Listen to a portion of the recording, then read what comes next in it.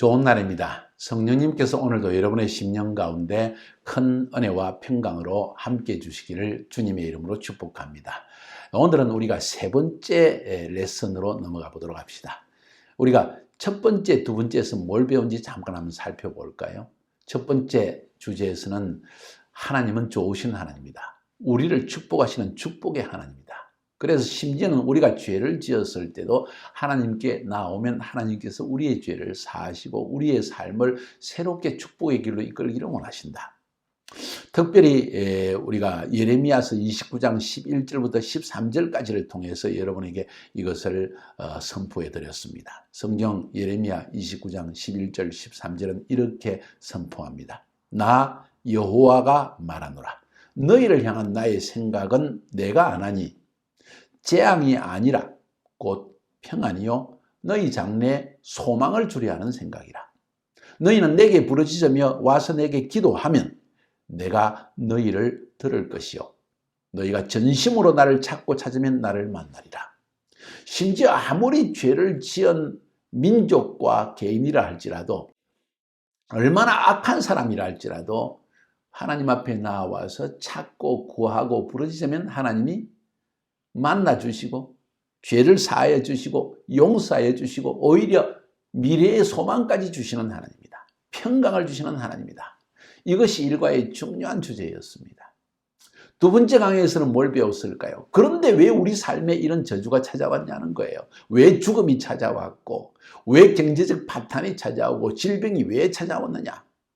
거기에 대한 이야기를 하면서 인간을 하나님이 창조하실 때 영혼 육으로 창조하셨는데 하나님의 영을 인간에게 불어넣어서 인간을 하나님의 형상을 따라 영적 존재로 만드셨다는 것을 말씀드렸습니다. 그런데 안타깝게도 하나님이 창조하신 첫 번째 인간인 아담과 하와가 사단의 유혹을 받아서 그만 하나님이 먹지 말라고 하는 선악과를 따먹고 말았습니다. 그 순간 하나님이 말씀하신 대로 그 영이 죽고 말았습니다. 그 결과로 하나님과의 교제가 끊어지고 하나님의 음성을 들을 수 없고 이제는 혼이 자기 마음대로 결정을 해야 되는데 육신이 시키는 대로 내 육체가 먹고 싶은 거, 하고 싶은 거, 보고 싶은 거 원하는 대로 혼이 이제 결정을 하며 살아가는 그런 때가 되었다는 것입니다. 그것이 바로 저주의 시작이었습니다. 하나님의 영이 살아있을 때 하나님의 영과의 교제가 있을 때 하나님의 인도하심을 받아서 바른 길, 도덕적인 길, 정말 이런 길을 걸어갈 수 있는데 영이 죽고 나니까 육체를 따라서 사는 인간이 되었다는 것입니다. 거기에서 해방될 수 있는 길은 무엇이라고 그랬습니까? 이과에서 말씀드리기를 오직 예수 그리스도를 통해서만 이 모든 것을 바로잡을 수 있다. 예수 그리스도를 통해서만 죄사함을 받을 수가 있고 예수 그리스도를 통해서만 저주에서 벗어나 축복의 삶으로 들어갈 수 있다는 것을 말씀드렸습니다. 결론만 말씀드렸죠. 오늘은 그 부분입니다. 왜 예수 그리스도를 믿어야만 우리가 죄사함을 받고 왜 예수 그리스도를 믿어야만 저주에서 벗어나서 축복으로 들어갈 수 있는가? 오늘 그 부분을 집중적으로 다루려고 합니다. 거기에 대한 답을 드리기 전에 여러분이 알아야 될 것은 예수 그리스도께서 십자가에서 흘린 피가 우리의 죄 사함과 연관이 있다는 것입니다. 그게 무슨 말인가? 오늘 그 부분에 대해서 집중적으로 삼가해서 성경이 말하고 있는 것을 가르쳐 드리려고 합니다. 첫 번째 중요한 주제는 성경은 피의 속죄가 필요하다고 가르칩니다. 피 흘림을 통해서만 죄 사함이 있다는 것을 성경은 가르친다는 거예요. 자, 히브리서 신약 성경입니다. 9장 22절에 이렇게 이야기합니다. 율법을 따라서 그의 모든 물건이 피로서 정결하게 되나니 피 흘림이 없은즉 사함이 없느니라. 잠깐, 피 흘림이 없으면 죄 사함이 없다 하는 엄청난 선언을 하고 있습니다. 그래서 구약 성경에 보면 하나님께서 자기 백성들이 하나님께 나올 때 인간은 죄인이지 않습니까? 그래서 이 죄인이 하나님께 나올 때는 반드시 짐승의 피를 가지고 나와라. 그 피를 보고 내가 죄를 사주겠다. 이런 이야기를 성경은 하고 있는 것입니다. 그래서 오늘날도 여러분 제가 지금 터키에 있는데 터키 사람들은 쿠르반 바이람이라고 해서 양을 잡아 피를 흘리는 절기를 꼭 지킵니다. 그 이유가 무엇인지 정확히 아는지 모르는지 저도 모르겠습니다. 아마도 모르는 것 같습니다. 그 이야기의 유래는, 그 이야기가 어떻게 시작되었는가? 그것은 구약 성경 창세기 22장에서 시작되어집니다. 하나님이 아브라함에게 내 하나밖에 없는 독자 이삭을 여호와께 모리아산에서 드리라, 이렇게 말씀하였습니다. 아브라함은 믿음으로 순종하여서 아들 이삭을 드리고 아들을 번제로 완전히 태워서 하나님께 제물로 드리기 위해서 산을 올라갑니다. 그리고 그 아들을 잡으려고 칼을 잡고 죽이려고 하는 순간 하나님이 깜짝 놀라서 네가 이렇게까지 내 말에 순종하는 줄 몰랐다고 하면서 아브라함이 옆에 보니까 하나님이 양을 한 마리 준비해 놓았습니다.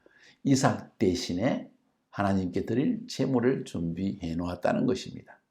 아브라함이 하나님의 축복을 누리고 그 축복이 이삭을 통해서 자손 대대로 하나님이 약속하신 복을 누리기 위해서 무엇이 필요했을까요? 아브라함도 죄 사함이 필요했던 것입니다. 그 죄 사함의 제물을 하나님은 이삭에게서 요구했던 것입니다. 그런데 감사하게도 하나님은 이삭을 죽여서 제물을 받으시는 것이 아니라 미리 수양을 준비해 놓았다고 했습니다. 그것이 바로 쿠르반 바이람의 유래입니다. 구약 성경에서 그걸 기록하셨는데 이것은 뭘 상징하는 것일까요? 아브라함 안에 모든 인간이 있다고 한번 생각해 봅시다. 이 아브라함이 축복을 누리기 위해서 뭘 해야 될까요? 아브라함도 피를 흘려야 되었습니다. 그런데 가장 귀중한 하나밖에 없는 이삭을 피로 바치라는 것입니다. 뭘 의미하는 것일까요? 미래에 하나님의 하나밖에 없는 아들인 독생자 예수 그리스도께서 이 땅에 오셔서 메시아로 오셔서 피를 흘리셔야만 된다는 것을 성경은 미리 우리에게 말하고 있는 것입니다. 다시 말해서 미래에 오실 메시아의 상징입니다. 그것이 바로 아브라함이 죽이려고 했던 이삭이요. 바로 그 예수님은 성경에 보면 어린 양으로서 이 땅에 오셨다 하는 이야기를 합니다. 피를 흘리기 위해서 오셨다는 것이지요. 우리 죄를 사해주기 위해서라는 것입니다. 창세기 22장을 여러분이 따로 시간 내서 한번 읽어보시고 서로도 토론해 보세요. 중요한 이야기입니다. 그뿐만 아니라 창세기를 읽어보면 4장에 넘어가 보면 하나님께서 아담과 하와를 창조했을 때 그 사이에 아들이 2명이 태어났습니다. 아벨과 가인 두 아들이 태어났는데 가인은 창세기 4장 3절부터 5절까지 보니까 땅에 있는 그냥 농사를 지어서 그 소산을 가지고 하나님께 제물을 드렸다고 했고 아벨은 자기 양의 첫 새끼와 기름, 마치 11조 드린 기분이에요. 양의 새끼를 잡아가지고 피를 흘려서 하나님께 제물을 드리니까 하나님께서 가인의 제물은 받지 않고 아벨의 제물을 받았다는 거예요. 그래서 가인이 화가 났다는 이야기를 성경은 적고 있습니다. 결국 가인이 아벨을 쳐 죽이는 일이 일어납니다. 피를 또 흘린 겁니다. 자, 왜 하나님께서 아벨의 제물은 받으시고 가인의 제물은 안 받았을까요? 잘 생각해 보세요. 아벨은 피를 가지고 하나님께 나아갔습니다. 나는 죄인입니다 하는 고백을 가지고 나갔다는 것입니다. 가인은 그냥 좋은 선물 하나님께 가져간 거예요. 하나님은 죄인을 만나기 위해서 반드시 먼저 피를 보아야 됩니다. 다시 말해서 그 피로 죄를 사하고 난 다음에야 그 사람을 만날 수 있다는 것이에요. 그래서 가인의 제물은 거절하시고 아벨의 제물은 받으셨다는 기록을 성경은 하고 있는 것입니다. 그 다음에 또 성경 창세기 8장을 읽어보면 7장, 6, 7장, 8장을 읽어보면 노아의 홍수 이야기가 나옵니다. 홍수가 끝나고 나서 노아는 제단을 쌓고 하나님께 짐승을 잡아서 피를 흘려서 번제를 하나님께 드립니다. 그 번제를 냄새를 맡으시고 하나님께서 너무 기뻐하십니다. 번제, 짐승을 완전히 태워서 하나님께 드리는 제사이지 않습니까? 그 제사를 하나님은 받으시고 너무 기뻐하셨습니다. 왜 기뻐하셨을까요? 피를 보신 것입니다. 노아와 그의 가족들이 주님, 우리는 죄인입니다. 그런데 홍수로 수많은 사람들은 다 죽고 우리만을 살게 하신 하나님 감사합니다. 그런데 여전히 우리는 죄인입니다. 이 피의 제사를 보시고 피를 보시고 주님 우리 죄를 사하여 주시옵소서 하는 의미로서 번제의 제사를 드렸다는 것입니다. 자, 오늘 제가 이 몇 가지 이야기를 했습니다. 쿠르반 바이람 이야기, 구약 성경에서 이스라엘 백성들에게 짐승의 피를 흘려서 제사를 드리라는 이야기, 아벨의 피의 제사 이야기, 노아의 번제 피의 제사 이야기. 왜 드는지 아십니까? 피 흘림이 없이는 죄사함이 없다고 하나님이 말씀하셨기 때문입니다. 왜 피 흘림이 중요합니까? 모든 죄인은 자기 죄 때문에 피를 흘려 죽어야 됩니다. 예외가 없습니다. 그런데 누군가 대신 우리를 위해서 피를 흘리면 하나님이 그걸 보시고 용서해 주겠다는 이야기입니다. 자, 피 흘림이 왜 중요한가 다시 한번 살펴봅시다. 레위기 17장 11절에 구약 성경에 보면 이런 이야기가 있습니다. 육체의 생명은 피에 있습니다. 피 속에 생명이 있다는 거예요. 이것은 의학 박사들도 하는 이야기입니다. 피 안에 인간의 DNA가 있고 인간의 생명이 있고 그 안에 인간의 아버지로부터 어머니로부터 받은 성격까지 다 형성되어 있는 유전자가 있다는 겁니다. 피. 굉장히 중요합니다. 육체의 생명은 피에 있습니다. 레위기 17장 11절. 그러면서 생명이 피에 있으므로 피가 죄를 속하느니라. 피가 죄를 용서한다. 와우. 굉장히 중요한 이야기입니다. 이거는 의학적으로, 생물학적으로 다 중요한 이야기이고 성경 영적으로 굉장히 중요한 이야기입니다. 아까 앞에서 읽은 것처럼 히브리서 9장 12절에서도 율법을 좇아 모든 물건이 피로서 정결케 되나니 피 흘림이 없은즉 사함이 없느니라. 앞에서 레위기 17장에서 말한 것처럼 또 피가 죄를 속하느니라. 이해가 되시나요? 그래서 죄의 사함, 그 죄로 인해서 삶의 저주가 다가오는 그 결과, 거기로부터 벗어날 수 있는 길은 오직 피를 흘리는 구원으로 말미암아 가능하다는 겁니다. 피의 생명이 있고 피 흘림은 죽는 것이고 피 흘림의 의미는 죽음으로 죄에 대한 값을 치른다는 것입니다. 죄값을 지불한다는 것입니다. 자, 두 번째로 그러면 오늘 본문에서 그럼 예수 그리스도와 피와 무슨 상관이 있는가? 한번 살펴봅시다.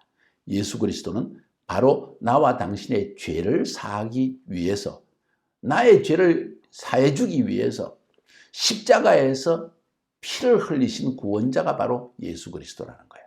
예수님이 십자가에서 피를 흘렸기 때문에, 나를 대신해서, 당신을 대신해서 피를 흘렸기 때문에 우리는 죄 용서함을 받을 수 있다는 것입니다. 아니, 예수 그리스도가 누구길래? 성경은 말하기를 예수님은 하나님의 아들이라고 했습니다. 죄가 없으신 분이라고 했습니다. 죄 있는 인간이 피를 흘리면 자기 죄 때문에 피 흘려 죽어야죠. 당연한 이야기죠. 그런데 죄가 없는 예수님이 피를 흘려 돌아가셨다는 것은 누구를 위해 죽은 것일까요? 누구를 위해 피를 흘린 것일까요? 생각해 볼 여지가 있지 않습니까? 바로 여러분과 나를 위해 피를 흘렸다는 것입니다.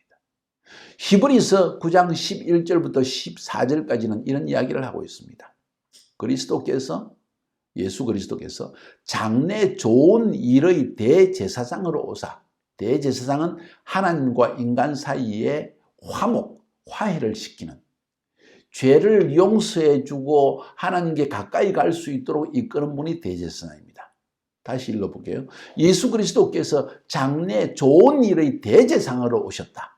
그래서 손으로 짓지 아니한, 곧 이 창조에 속하지 아니한 더 크고 온전한 장막으로 말미암아 염소와 송아지의 피로 아니하고 짐승의 피로 아니하고 오직 자기 피로 영원한 속죄를 이루사, 영원한 속죄를 단번에 성소에 들어가셨느니라. 영원한 속죄, 한 번 십자가에서 피를 흘려서 영원히 죄를 사하시고 단번에 성소에 들어갔다. 한 번에 바로 지성소에 들어갔다. 이 말은 하나님과 교제할 수 있는 길을 열어놓았다. 우리의 영을 살리셨다는 이야기입니다.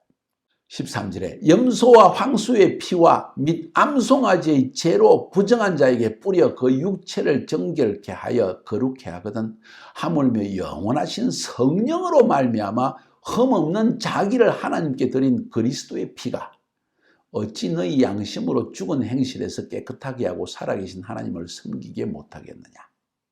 짐승의 피도 우리 죄를 하나님이 때때로 용서해 주셨는데 죄가 없으신 하나님의 아들인 예수님이 피를 흘리셨는데 어떻게 하나님이 우리 죄를 용서하지 않겠는가. 그리고 우리로 하나님을 섬길 수 있도록 도와주지 않겠느냐. 이런 역설적인 질문입니다. 이런 질문입니다. 반문입니다. 어떻습니까? 맞습니다. 다시 말해서 예수님의 피는 자기의 죄를 인한 것이 아니고 그는 죄가 없는 분이세요. 우리의 죄를 위해서 십자가의 피를 흘렸다는 것입니다. 여러분 그거 믿습니까?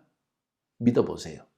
여기에 구원의 길이 있습니다. 죄사함의 길이 있습니다. 죄책감에서 벗어나는 길이 있습니다. 저주에서 벗어나는 길이 있습니다. 그러니까 십자가에서 흘리신 예수의 피, 그 피는 완전한 희생의 피입니다. 우리 죄를 씻어주고도 남는 강력한 피입니다. 그 피는 바로 하나님께 완전히 순종한 피입니다. 마치 아브라함이 자기 하나밖에 없는 아들 이삭을 하나님께 피를 흘려 완전히 불로 태워서 죽이려고 했던 그런 순종, 그런 순종의 피를 예수님이 십자가에 흘렸다는 것입니다. 이해가 되시나요? 이렇게 해서 예수님의 십자가는 우리의 죄를 사할 뿐만 아니라 우리의 삶에 임한 죄로 인해서 임한 저주를 축복으로 바꾸어 주는 것이었습니다. 할렐루야. 십자가 굉장히 중요한 부분입니다.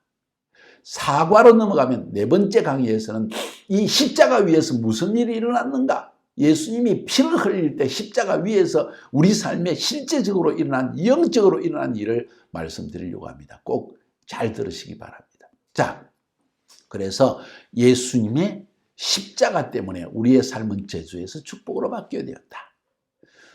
앞부분에서도 말씀드렸지만 또 한 번 읽어드리기 원합니다. 너무 중요한 성경 구절이기 때문입니다. 갈라디아서 3장 13절 14절입니다.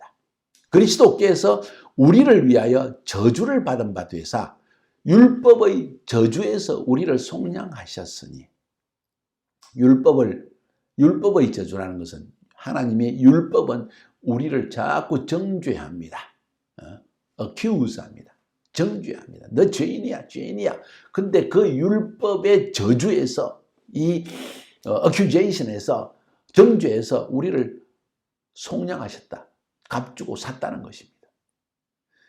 기록된 바 나무에 달린 자마다 저주 아래 있는 자라, 십자가에 달린 자마다 저주 아래 있는 자라 하였습니다.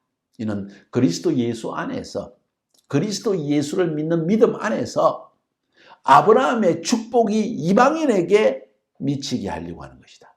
또 우리로 하여금 믿음으로 말미암아 성령의 약속을 받게 하렵니다. 하나님의 영이 내 안에 들어오게 하기 위한 것이다. 죄사함을 받아야 하나님의 영이 들어올 수 있기 때문입니다. 요한 1서 5장 12절 13절도 이렇게 이야기합니다. 아들이 있는 자에게는 생명이 있고 하나님의 아들이 없는 자에게는 생명이 없느니라. 내가 하나님의 아들의 이름을 믿는 너희에게 이것을 쓴 것은 너희로 하여금 너희에게 영원한 생명이 있다는 것을 알게 하려 함이라. 예수님이 십자가에서 나를 위해 피를 흘려 죽으셨다는 사실을 아는 순간, 그리고 믿는 순간 내 안에 하나님의 영이 들어와서 생명이 시작된다는 거예요. 하늘의 생명. 할렐루야. 그래서 우리는 예수 그리스도를 믿어야만 합니다. 여기서 알아야 될 것은, 그러면 구체적으로 뭘 믿어야 됩니까? 또 왜 믿어야 됩니까? 믿음은 어떤 축복이 우리에게 있습니까? 자, 여기에 대한 답을 드리려고 합니다. 세 번째 부분, 예수를 믿어야만 합니다. 그러면 첫째 뭘 믿어야 될까요? 예수의 피로 말미암아 우리가 죄사함을 받는다는 것을 믿어야 됩니다. 예수님이 십자가에 나를 대신해서, 모든 인류를 대신해서 모든 인류의 죄를 짊어지고 주님은 죽으셨고 피를 흘리고 죽으셨다는 사실을 믿어야 합니다. 예수님의 피로 인해서 구원을 받았다는 것을 믿어야 된다는 거예요. 그래서 그 예수를 믿을 때, 십자가에 피를 흘리신 그 예수를 믿을 때 우리의 모든 죄는 씻음받고 죄로 인한 저주도 끊어주신다는 겁니다.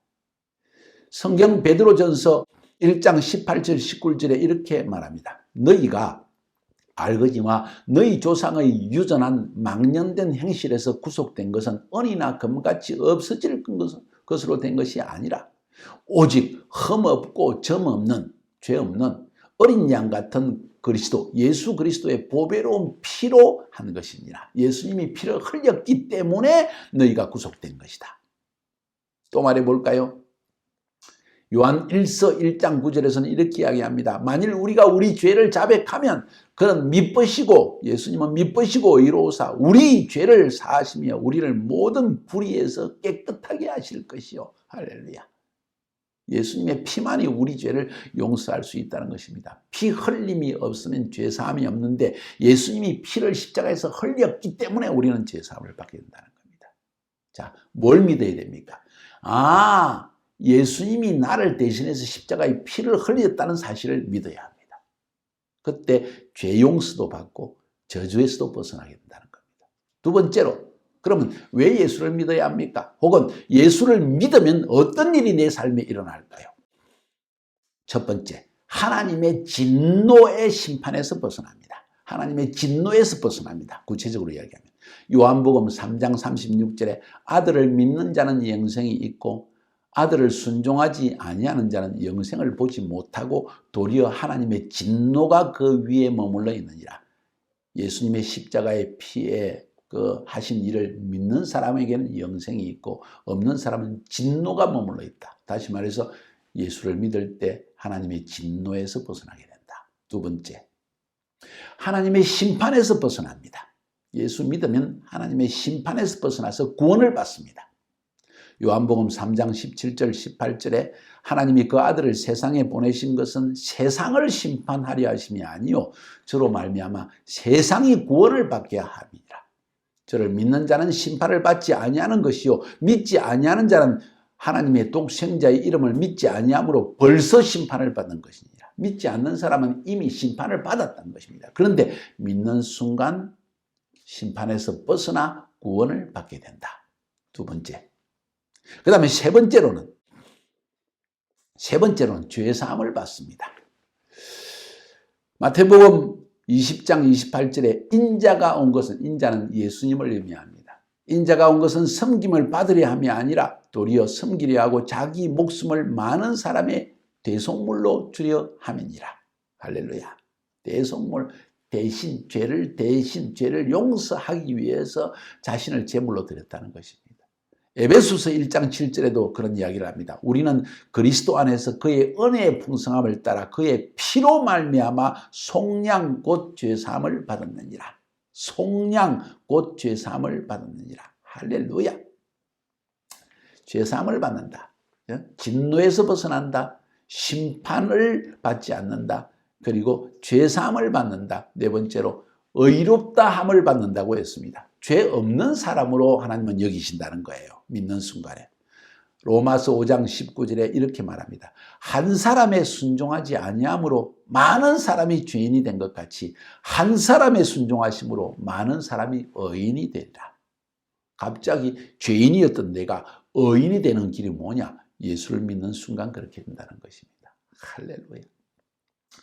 그 다음으로는 예수 믿을 때 어떤 일을 합니까? 영원한 생명을 받는다고 이야기합니다. 요한 1서 5장 12절 13절에 아들이 있는 자에게는 생명이 있고 하나님의 아들이 없는 자에게는 생명이 없느니라.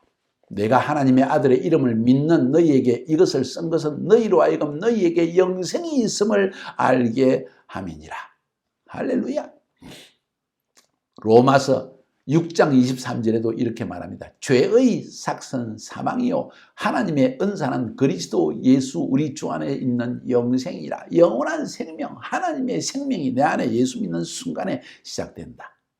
너무 기쁜 일이지 않습니까? 요한복음 3장 16절 너무나 유명한 구절입니다. 많은 불신자들도 알고 있습니다. 이렇게 선포합니다. 하나님이 이 세상을 이처럼 사랑하사 독생자를 주셨으니 이는 저를 믿는 자마다 멸망치 않고 영생을 얻게 하려 하심이니라. 영원한 생명을 얻게 하는 것이 하나님의 축복이 하나님의 뜻이다. 아멘. 그 다음 뿐만 아니라 마지막으로 예수 믿는 순간 무슨 일이 일어납니까? 매우 중요한 일이 일어납니다. 어떤 일입니까? 저주에서 벗어납니다. 그리고 하나님의 축복을 누리게 됩니다. 앞에서도 말씀드렸죠. 갈라디아서 3장 13절 14절 그리스도께서 우리를 위하여 저주를 받은 바 되사 우리를 위해 저주를 받으셔서 십자가 위에서 율법의 저주에서 하나님의 법이 우리를 계속 정죄합니다. 억큐즈합니다. 그 정죄에서 우리를 속량하였으니 우리를 돈을 주고 샀다는 겁니다. 자기의 피로 샀다는 것입니다. 기록된 나무에 달린 자마다 저주 아래 있는 자라 했습니다. 십자가 위에 달린 자는 저주받은 자이다. 무슨 저주? 하나님의 저주. 누구를 위한 저주? 우리를 대신 짊어진 저주. 이는 그리스도 예수 안에서 아브라함의 축복이 이방인에게 미치게 하고 또 우리로 하여금 믿음으로 말미암아 성령의 약속을 받게 하려 함이니라. 아브라함의 복이 우리에게 임하게 한다는 거예요. 축복이. 저주는 떠나가고 축복은 임하게 되는 것이 예수 믿는 순간 시작된다는 것입니다. 여러분, 예수 믿어야 하지 않을까요? 오늘 결단하세요. 더 이상 미루지 마십시오. 성경은 말합니다. 다른 길은 없다고 합니다. 오직 예수를 믿음으로만 구원받고 죄사함 받고 저주에서 벗어나고 영원한 생명을 얻게 된다는 것입니다. 오늘 이 예수님을 영접하지 않겠습니까? 만약 여러분이 오늘 이 예수님을 나의 구원자로 믿으신다면, 내 죄를 사하여 주시고 영원한 생명을 주시는 분, 저주에서 벗어나 축복으로 인도하신 분이라는 것을 믿기를 원하신다면 오늘 눈을 감고 저를 따라서 이 기도를 한번 해주시기 바랍니다. 살아계신 아버지, 감사합니다. 하나님은 멀리 계신 분으로 알았는데 지금도 우리를 사랑하셔서 우리에게 예수님을 보내주시고 나 같은 죄인을 위해서 십자가에 피를 흘리게 하시니 감사합니다. 하나님 믿습니다. 예수님이 십자가에서 나를 대신하여 죽으신 것을 믿습니다. 예수님이 나를 위해서 피를 흘리신 것을 믿습니다. 예수님이 내 죄를 대신 짊어지고 피 흘리신 것을 믿습니다. 예수님이 내 죄 때문에 또 나의 저주를 다 앗아가셔서 내 저주를 대신 짊어지고 죽으신 것도 믿습니다. 오늘 그 예수님을 나의 주님으로 영접합니다. 오늘부터 그 예수님을 따라서 살기로 결단합니다. 저를 하나님의 자녀로 삼아주시니 감사합니다. 나는 하나님의 자녀가 되었습니다. 나의 죄는 용서받았습니다. 내 삶의 저주는 떠나갔습니다. 축복이 나에게 임할 것입니다. 그리고 하나님의 영이 내 안에 임할 것입니다. 나에게 영원한 생명이 시작되었음을 믿습니다. 감사합니다. 예수님의 이름으로 기도했습니다. 아멘. 여러분 정말 축하합니다. 여러분 인생에 엄청난 영적 전환이 이루어졌습니다. 변화가 일어났다는 것입니다. 오늘부터 시작하여서 하나님이 어떻게 여러분 삶 가운데 축복을 부어주시는지를 한번 경험해 보시기를 바랍니다. 승리하시기를 주님의 이름으로 축복합니다.